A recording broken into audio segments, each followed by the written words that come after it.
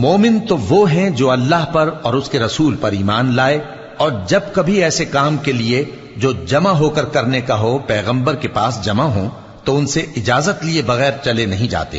اے پیغمبر، جو لوگ تم سے اجازت حاصل کرتے ہیں وہی اللہ پر اور اس کے رسول پر ایمان رکھتے ہیں، سو جب یہ لوگ تم سے کسی کام کے لیے اجازت مانگا کریں تو ان میں سے جسے چاہا کرو اجازت دے دیا کرو،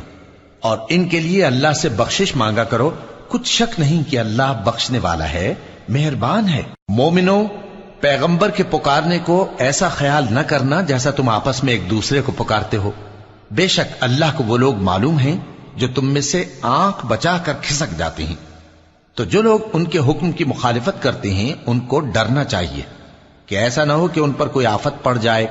یا تکلیف دینے والا عذاب نازل ہو۔ دیکھو، جو کچھ آسمانوں اور زمین میں ہے سب اللہ ہی کا ہے، جس طریق